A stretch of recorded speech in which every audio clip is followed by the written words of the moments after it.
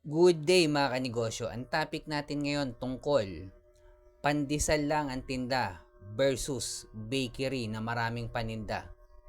Tapusin mo tong video ko kung sino sa kanilang kumikita. Sigurado marami kang matututunan.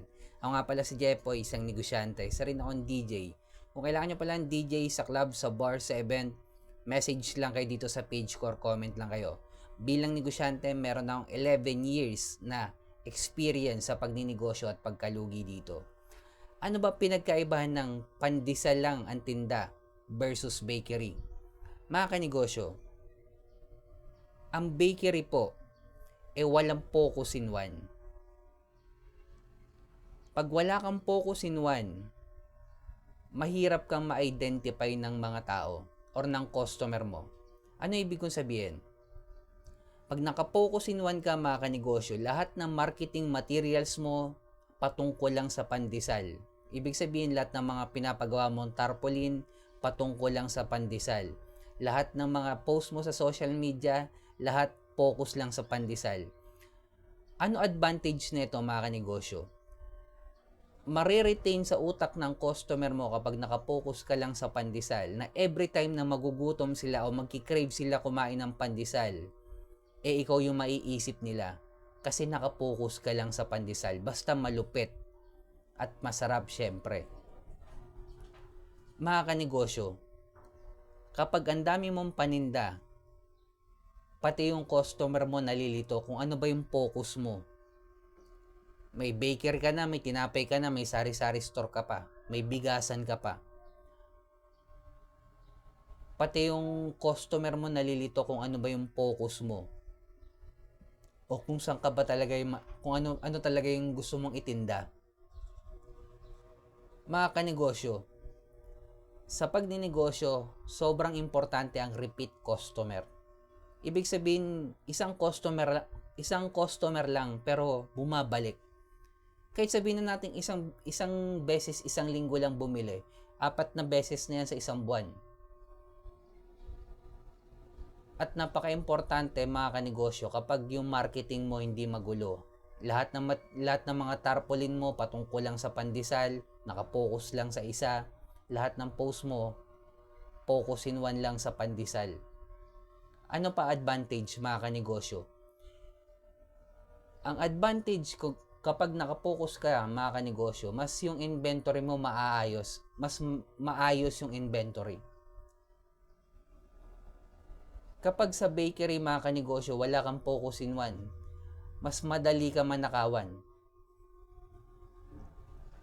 Yes mga kanegosyo, sa sobrang daming paninda, kahit sabihin na natin sobrang tiwala mo sa empleyado mong kinuha, mga kanegosyo, matututo yan magtago o magtabi ng tinapay na para sa kanya. Baka hindi nga lang tinapay, yung kita pa ng bakery mo.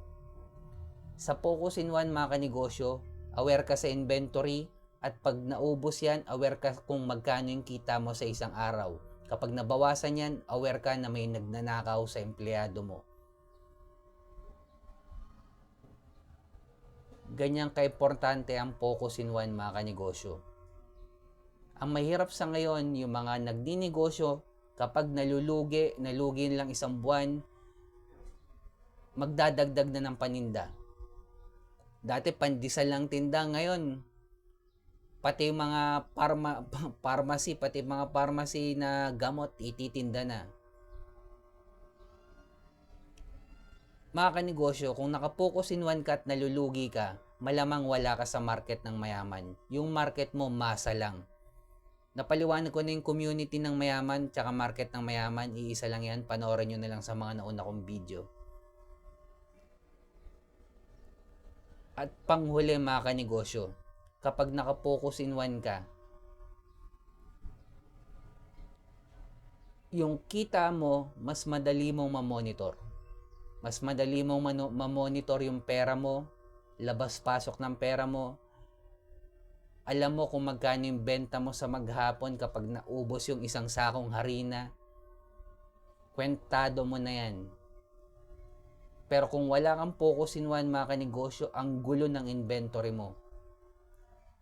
at hindi mo namamalayan na may nagnanakaw na. Kaya lagi kong sinasabi, kung nakapokus in one ka, pwede mo pang applyan to ng distribution business model. Tulad na lang nung nasa picture sa likod ko, mga kanegosyo. Isa part ng distribution, mga kanegosyo.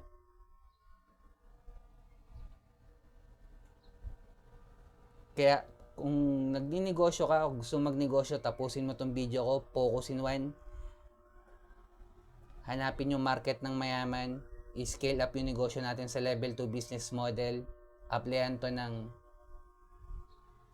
isa lang sa mga to, distribution, manpower, software, licensing, platform business model. At kailangan na natin gumawa ng original content, mga kanegosyo. Sa mga negosyanteng nalulugi o nakakaranas ng pagkalugi ngayon dahil sa crisis, huwag nating kalimutan mag-pray kahit anong religion natin. Ingat tayong lahat. Peace.